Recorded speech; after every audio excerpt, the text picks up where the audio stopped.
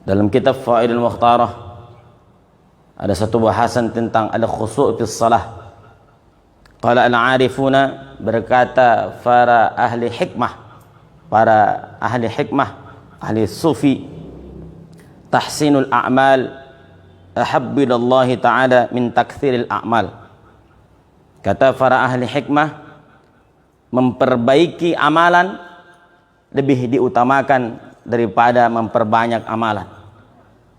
Membaguskan amal lebih diutamakan, lebih dicintai Allah daripada memperbanyak amalan. Maknanya adalah salat kita ini, betapa banyak orang yang salat tapi kadang mereka tidak mengerti apa yang mereka ucapkan, apa yang mereka baca, mereka banyak yang tidak memahami. Sehingga kata Buya Hamka, khusyuk itu adalah tunduk kita kepada Allah. Menurut Al-Maraghi, khusyuk itu adalah ketika seseorang bisa memahami apa yang ia baca, apa yang ia ucapkan, dia paham. Dia baca Fatihah, dia tahu, dia bisa rasakan. Maka hadirin dimuliakan Allah, tahsinul a'mal, memperbaiki amal, memperbaiki bacaan, memperbaiki gerakan, ini meski kita lakukan, di antara caranya adalah duduklah di majelis-majelis ilmu, agar kita bisa senantiasa belajar dengan para guru-guru kita yang hadir di masjid ini. Sehingga para ulama sufi tadi mengatakan begitu, bahwa banyak orang hari ini dia hanya fokus pada banyak, tanpa ia sadari ternyata banyak kesalahan pada amalnya, sehingga itu dianggap tak ada di hadapan Allah Subhanahu wa taala. Ini orang dulu, kata para alim ulama dulu begitu. Orang-orang dulu mereka lebih sering membaguskan amal daripada memperbaiki amal. Banyak amalnya tapi benar, itu ulama sufi. Amalnya banyak dan benar.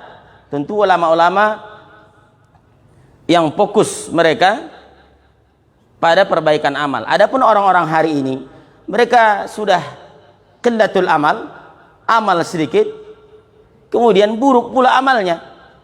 Tak ada yang dia harapkan daripada amalnya tadi.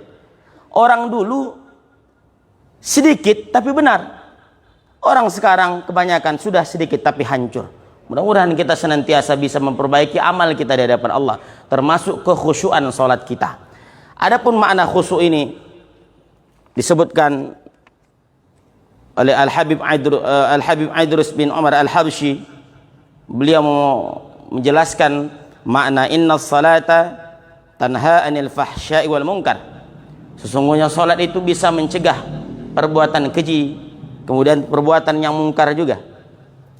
Salat orang yang khusyuk bisa menjauhkan mereka dari perbuatan keji dan mungkar. Pertanyaannya adalah, kenapa manusia hari ini sudah sholat tapi dia masih cenderung pada perbuatan-perbuatan yang tidak baik?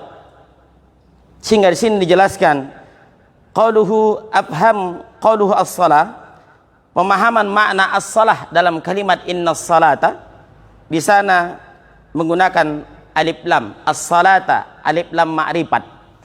Alif lam ma'rifat menurut para ahli lughah, ulama lughah, artinya kalimat yang biasanya dipakaikan pada kalimat-kalimat yang khusus. Innas salata, sesungguhnya salat. Bi anna salata la takunu nahiyatan anil fahsya'i wal munkar illa idza ata bihal musalli alal wajhil hasan. Salat tidak akan mencegah seseorang dari perbuatan keji dan mungkar. Salat tidak akan mencegah seseorang dari perbuatan keji dan mungkar illa idza ata bihal musalli ala wajhil hasan, kecuali orang itu salat dengan cara salat yang benar. Jadi kalau ada orang kadang dia salat sudah 20 tahun tapi dia mengutuk Allah, ya Allah ambolah salat ya Allah, tapi kenapa rasa-rasanya ambo ini tak bisa tetap fokus pada yang baik-baik ya Allah. Maka hadirin jamaah dzur dimuliakan Allah Subhanahu wa taala, orang yang bisa menjaga salatnya dengan benar, apa yang dijaga, wara'a ma yajibu fiha, apa yang wajib ia laksanakan dengan benar, wa ma yundabu apa yang sunnah-sunnah ia laksanakan dengan benar, ma'al huduri wal khusyuk, kemudian hatinya ketika salat hadir kepada Allah, kemudian dia khusyuk kepada Allah, hatta takuna salatuhu kamilatan nahiyah anil fahsyail munkar, sehingga orang yang bisa menjaga solatnya dengan benar, memperbaiki solatnya dengan benar, inilah solat yang mampu menjaga dirinya dari perbuatan keji dan mungkar. Sehingga hadirin muliakan Allah SWT, bagaimana motivasinya agar kita ini senantiasa solat dalam keadaan benar dan khusyuk? Kata Rasulullah SAW dalam sebuah hadis yang diriwayatkan oleh Ibnu Majah dan Hakim, salli salatan muwadda', salatlah dan engkau beranggapan itulah salat terakhirmu. Salatlah dan beranggapanlah bahwa itu adalah salat terakhirmu. Kadzalika yuqalu inda kulli ibadatin, begitu juga pada setiap ibadahmu, mau baca Quran, mau puasa, mau zikir, faf'alha, laksanakan nabi ahsani mungkin, dengan sebaik mungkin, dengan sekhusyuk mungkin, agar andai kita bisa merasakan bahwa itu adalah salat terakhir, maka kita akan melaksanakan sebenar-benar amal. Hadirin jamaah hadirin dimuliakan Allah Subhanahu wa taala. Maka di sini Imam Al-Ghazali kata beliau, idza lam yastati al-musalli ay yakhsa'a fi jami'i salatihi. Inilah hebatnya para ulama-ulama dulu. Apa kata beliau? Andai kalian tidak mampu khusyuk dari salat kalian, dari takbiratul ihram rakaat pertama sampai yang terakhir, kalian tidak mampu khusyuk. Andai kalian tidak mampu, kata beliau, yambaghi ay yakhsha'a fi thalathati mawadi', meski sekurang-kurangnya engkau bisa khusyuk pada 3 titik ini. Inda qauli, yang pertama kata beliau, ketika kita mengucapkan wajjahtu wajhiyah,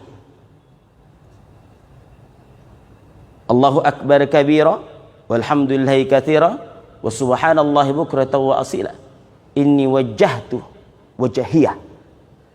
Pada kalimat itu, kata Imam Ghazali, usahakan engkau benar-benar ingat Allah, tidak ada pikiran dunia, sekurang-kurangnya pada 3 titik ini.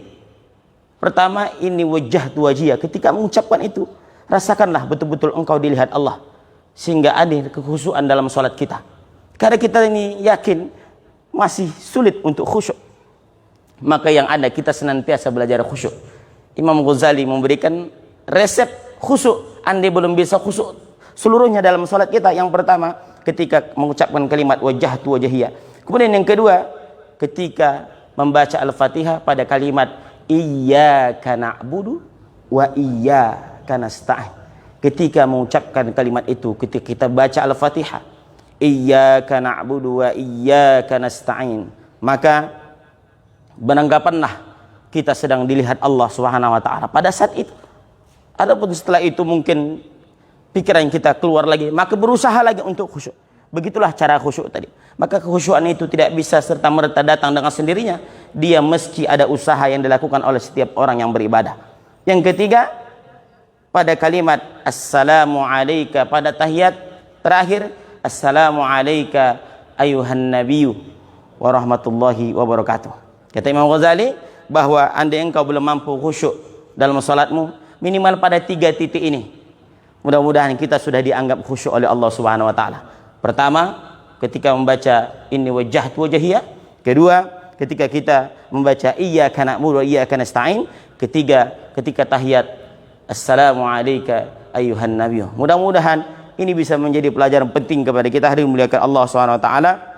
Jahid nafsak, maka bersungguh-sungguhlah, berusahalah dirimu dalam mencari kekhusyuan itu, dalam fokus ketika ibadah itu, kita fokus betul-betul kita sedang dilihat Allah Subhanahu wa taala.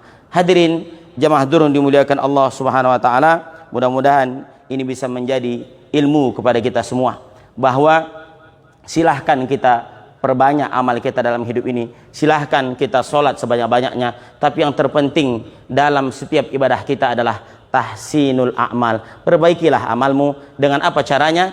Duduklah di majelis ilmu, dengarkanlah apa fatwa-fatwa yang disampaikan oleh guru-guru kita yang tentunya ahlu sunnah wal jamaah, agar tentunya ibadah kita bermakna di hadapan Allah, supaya kita tidak seperti yang terjadi pada masa-masa dulu ada di dalam kitab Nihayatul Aji Wasyarab yang ditulis oleh Sayyid Ali Al-Maliki, ada dua orang anak yang beramal. Satu dia beramal karena gurunya diajarkan begini, ilmunya begini dalilnya, dan dia amalkan. Satu lagi ada seorang yang tidak mau berguru, dia hanya merasa-rasa saja, dan tanpa ia sadari ternyata dia 10 tahun sholat bersama najis. Maka ayahnya katakan, ganti sholatmu 10 tahun karena engkau sholat tidak dengan ilmu, engkau sholat dengan sembarangan saja tanpa ilmu. Hadirin muliakan Allah, mudah-mudahan kita senantiasa bisa memperbaiki amal, dan salah satu cara terbaik memperbaiki amal, duduklah di majelis ilmu, dengarkanlah ilmu-ilmu yang disampaikan oleh guru-guru kita yang